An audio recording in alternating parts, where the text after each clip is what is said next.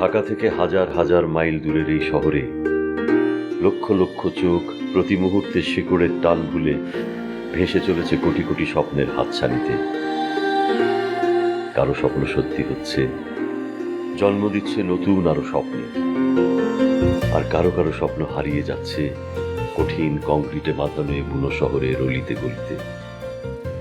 আর সেই স্বপ্নের গল্পগুলো প্রতি মুহূর্তে বলে যাবে নিউ ইয়র্ক থেকে বলছি।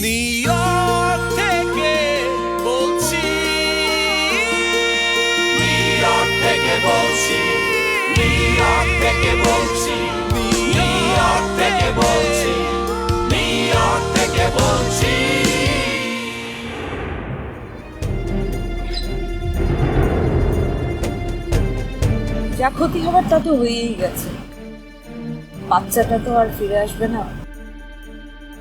সব দোষ আমার, এটা স্বীকার করলে যদি বাবুটা ফিরে আসতো তাহলে আমি খুশি মনে সব স্বীকার করে নিতাম।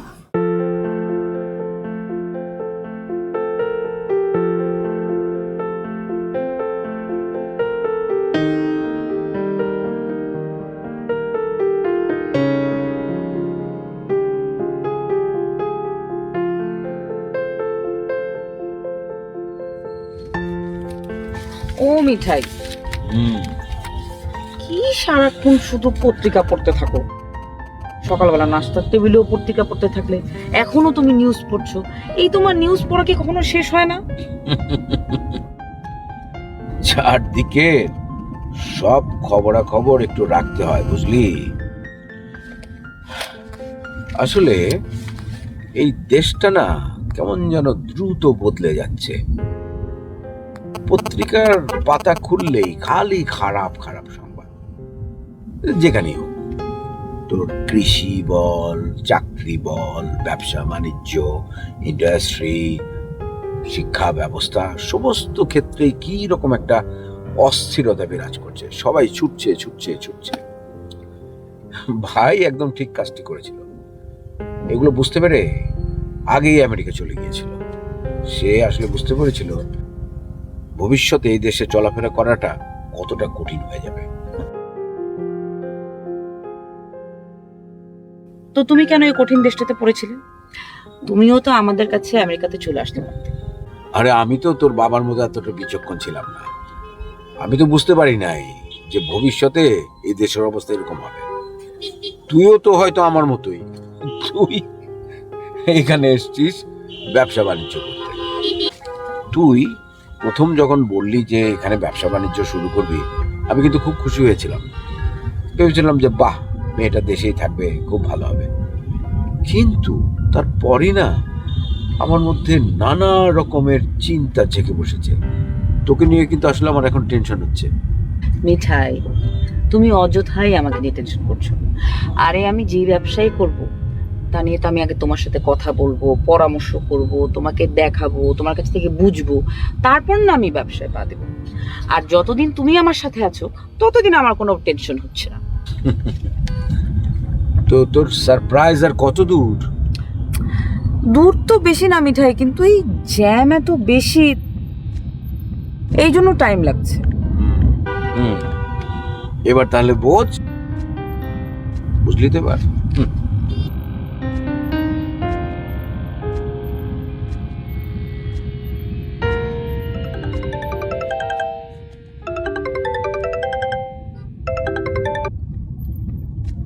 হ্যালো,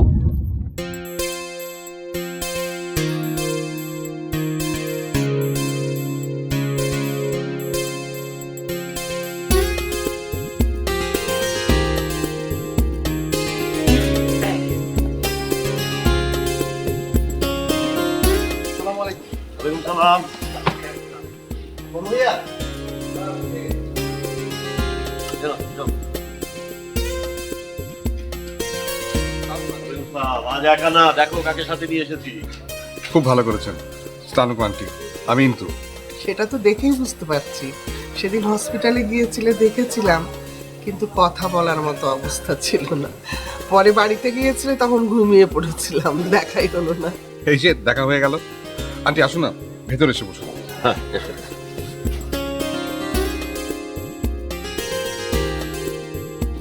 আন্টি আন্টি, আপনাকে সুস্থ দেখে খুব ভালো লাগছে। আমি তো আন্টিকে সবসময় বলতাম যে আপনি দ্রুত সুস্থ হয়ে উঠুন। আর বলো না, আজ সকালে ঘুম ভাঙতেই দেখি যে পাশে ওলি।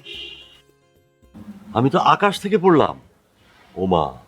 তারপরেই দেখি আমার জন্য চা বানিয়ে নিয়ে এসে হাজির, একেবারে সুস্থ।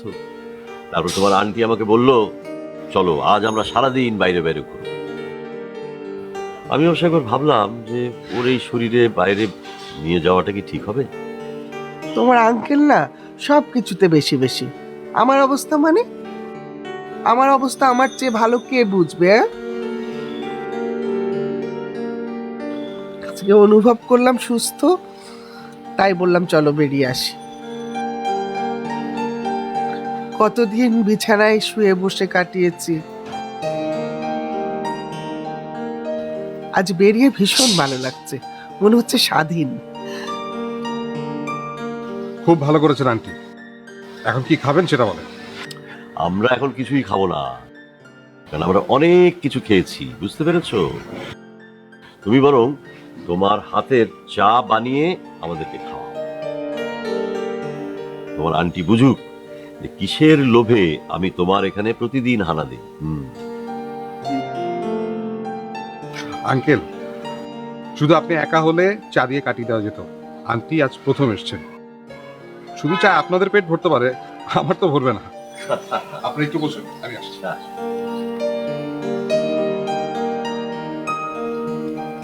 এই হলো সেই জায়গা, কিন্তু কফি বার। এখানেই আসি রোজ। খুব সুন্দর জায়গাটা। সুন্দর, কিন্তু তোমার থেকে সুন্দর।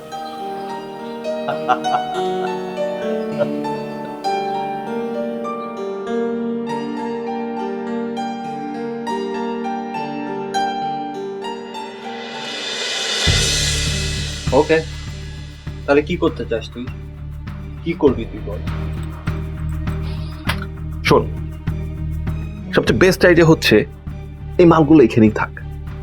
এই মালগুলো যদি এখানে থাকে তাহলে সবচেয়ে বেশি সেফ থাকবে, কারণ এই জায়গাটা আমরা দুজনেই চিনি। যে কোনো সময় আমরা মালগুলো এখান থেকে বের করতে পারবো। It's possible. তার মানে এত ঝামেলা করে এখানে এসে মাল ছাড়াই চলে যাব? এখন তো সেটাই মনে হচ্ছে। আমি তো ভেবেছিলাম তুই আমার বন্ধু, আমাকে সাহায্য করবি, তোর সাথে রাখবি, তোর পাশে রাখবি, কিন্তু এখন তো দেখছি তুই তো আমাকে বিশ্বাসই করিস না। আর বন্ধু ভাবা তো দূরের কথা। ইমোশনালি তুই আমাকে ব্ল্যাকমেল করার চেষ্টা করছিস। That's fair. আমাদের লাইনে কাউকে বিশ্বাস করা ঠিক না। ওকে, তুই যা চাস তাই হবে। তাহলে মালগুলো যেখানে ছিল সেখানেই থাকুক। সবার আগে আমি আমার নিজের থাকার ব্যবস্থাটা করি, তারপর সবকিছু দেখা যাবে। আমি রনকে সব বুঝিয়ে বলবো। ওটা রাখ।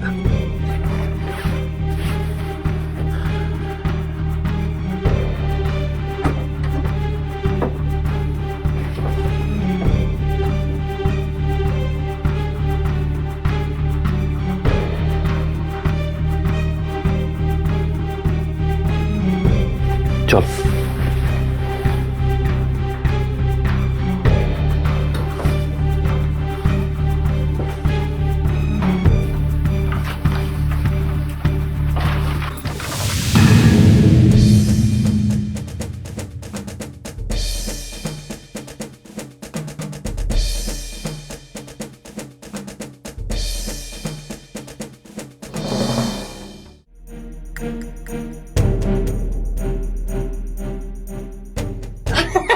তুমি তো ধরা পড়ে গেছো। ধরা পড়ে গেছে মানে?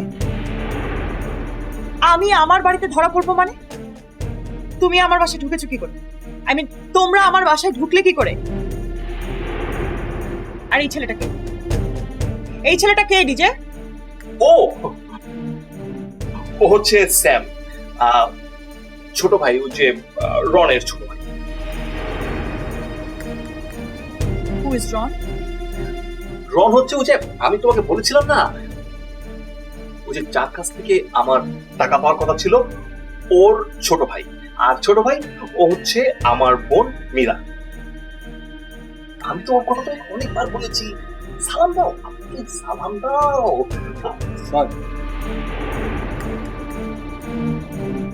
তার আগে তুমি আমাকে বলো ডিজে, তুমি আমার বাসায় কি করছো? তোমার সাথে আমার ফোনে কথা হলো, আমি বললাম আমি বাসায় নিয়ে আমার ফিরতে দেরি হবে। হ্যাঁ, কথা তো হলোই। আর তখন আমি তোমাকে বলেছিলাম না আমি তোমার বাসার সামনে। তুমি আমার বাসার সামনে, আমি বাসায় নেই, তার মানে কি? বাসার সামনে থাকলে আমার বাসা ঢুকতে হবে? হ্যাঁ, তুমি জানো আমি বাড়িতে নেই, তারপর আমার বাসা কেন ঢুকলে? তোমরা চাবি পেলে কোথায় আমার বাসা ঢোকার? চাবি? আরে চাবি লাগবে কেন?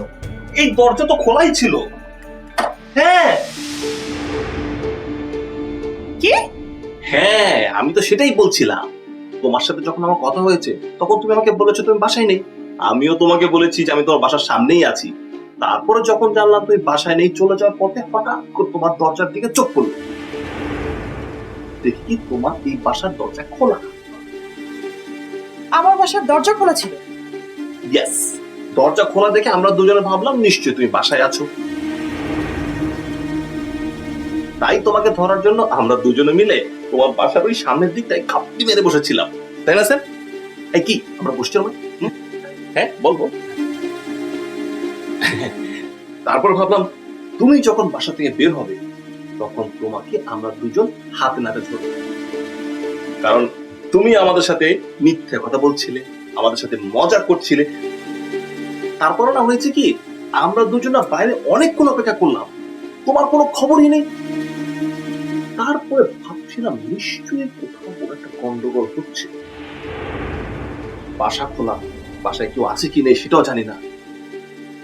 তারপর আমরা দুজন ডিসাইড করলাম আমরা ঘরের ভিতরে গিয়ে ঢুকি, আসলে ব্যাপারটা কি, চোর ডাকাত কেউ এসেছে কিনা। তারপর ভাবছিলাম নিশ্চয়ই তুমি আমাদের সাথে লুকোচুরি খেলছো বা আমাদেরকে দেখে পালিয়ে বেড়াচ্ছ। What? হ্যাঁ, পরে মনে হলো তোমাকে বাসার বাইরে খুঁজে দেখি, বের হতে গিয়েই দেখি তুমি বাসার বাইরে। হ্যাঁ, তোমাকে ঠিকই হাতে নাতে ধরে ফেলেছি। তুমি বাসায় থেকেও তুমি বলেছো তুমি বাসায় নেই। তোমার কি মাথায় সমস্যা ডিজে? হ্যাঁ, আমি কোন দুঃখে তোমার সাথে লুকোচুরি খেলবো? কেন পালিয়ে বেড়াবো তোমার কাছ থেকে? আর তুমি যখন দেখলে আমার বাসার দরজা খোলা, আমাকে ফোন করে জানাওনি কেন?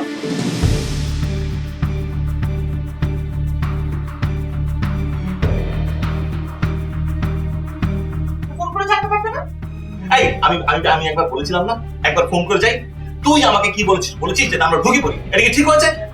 ডিজে, আমি তোমাকে বলেছিলাম তোমার কোনো বন্ধু বান্ধব যেন আমার বাড়িতে না আসে, আমার বাড়ির আশেপাশে যেন এরা না ঘুরে। হ্যাঁ, আর এই ছেলেকে ওকে কখনো দেখছি বলে তো আমার মনে পড়ে না।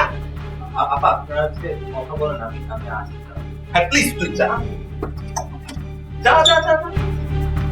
উফ, মানে,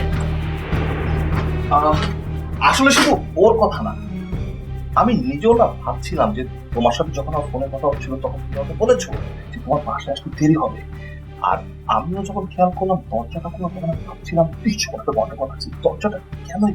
তোমাকে কোনো কিছু জানি, আমি হয়তো তাড়াহুড়ো করে দরজাটা খুলে রেখে গেছি। শোনো, তুমি এখন যাও, আমি আজকে বাংলাদেশে যাব, ফিরতে দেরি হবে। এন্ড ওয়ান মোর, আমি এখানে না থাকাকালীন তুমি আমার বাড়িতে থাকবে। আমি চাই না মাইকেল তোমার ছায়া দেখবে। ডিজে, আমি ফিরে এসে যেন আমার টাকাটা ফেরত পাই। যাও। অবশ্যই তুমি তোমার যা যা পাওনা আছে সব পেয়ে যাবে, তুমি নিশ্চিন্তে থাকো। আর ঠিক আছে, আমি ও তোমার ফ্লাইট টাইম কত? ডিজে প্লিজ গেট লস্ট, আমার মন মেজাজ ভালো না, আমি তোমাকে সহ্য করতে পারছি না। যাও, আসো, বের হও। ওকে, যাও।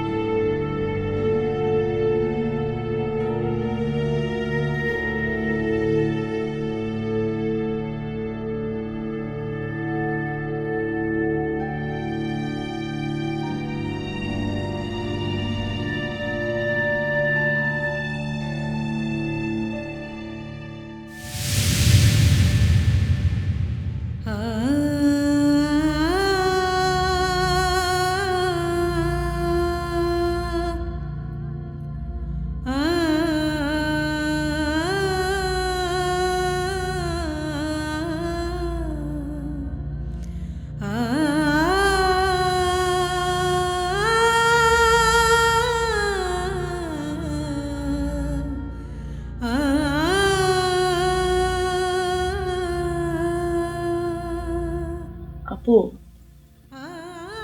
আমি জানি কালকে তুমি যা কিছু আমাকে বলেছো সব রাগের মাথায় বলেছো। তোমার মাথা ঠিক ছিল না। হয়তো তোমার জায়গায় আমি থাকলে ঠিক তাই করতাম। এরকম সিচুয়েশনে কোনো মানুষের মাথায় ঠিক থাকতে পারে না।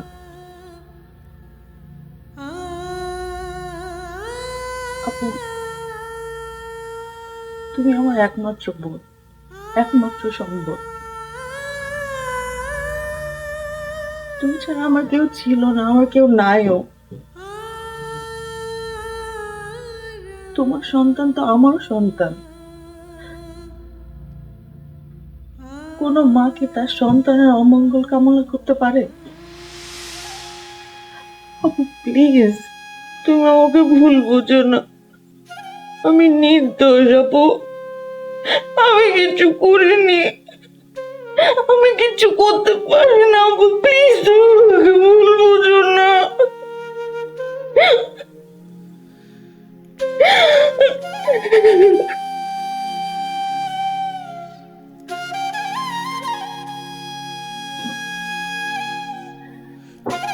আপু তুমি এইভাবে মূর্তির মতো থাকলে কিভাবে হবে বলো? তুমি তো অসুস্থ হয়ে যাবে।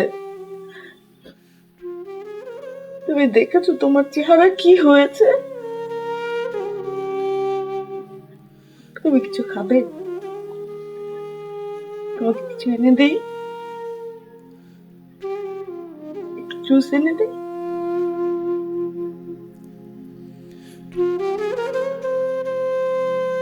আপু প্লিজ তুমি এমন করে থেকো না। প্লিজ তুমি একটু নর্মাল হও। আমি তো তোমাকে হারাতে পারবো না, আমি তোমাকে হারাতে চাই না আপু। প্লিজ তুমি একটু কিছু খাও, তোমাকে ছেড়ে দিয়ে যাবো।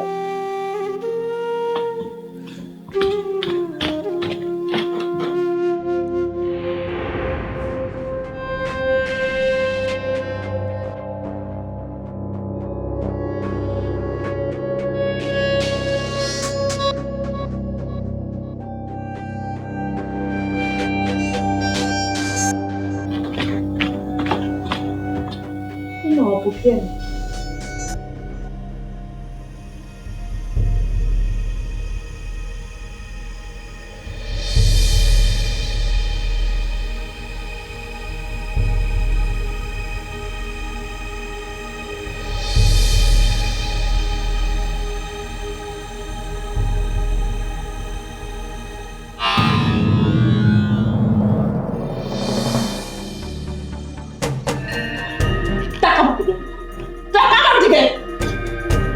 নিজে যদি ভালো চাস।